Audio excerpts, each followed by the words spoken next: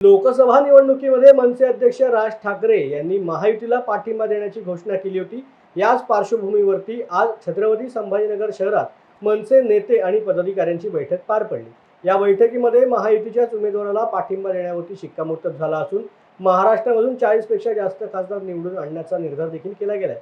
या बैठकीला मनसे नेते आणि पदाधिकाऱ्यांसह जिल्ह्याचे पालकमंत्री संदीपान भुमरे, शिवसेना प्रवक्ते आमदार संजय शिरसाट, आमदार प्रदीप जयस्वाल हे देखील उपस्थित होते।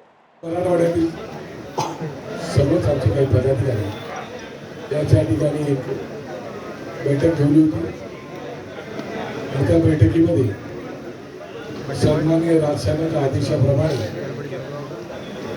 संपूर्ण मराठवाड्यातील जे उमेदवार आहेत त्या उमेदवारांना पूर्ण ताकदीने निवडून आणण्यासाठी पूर्ण शक्तीपणाला लावून आपल्याला काम करायचं आहे, अशा प्रकारचे आदेश साहेबांची विनंती करण्यासाठी मी या ठिकाणी आलो होतो।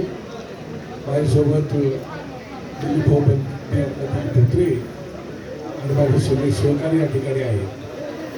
त्याप्रमाणे आता बैठक आमची संपन्न झालेली आहे। त्या बैठकीला सन्माननीय संदीपानजी भुमरे पालकमंत्री, सन्माननीय संजय शिरसाटजी प्रवक्ते, शिवसेना शिंदेगड, सन्माननीय प्रदीपजी जयस्वाल आमदार त्याप्रमाणे ते हजर होतेच।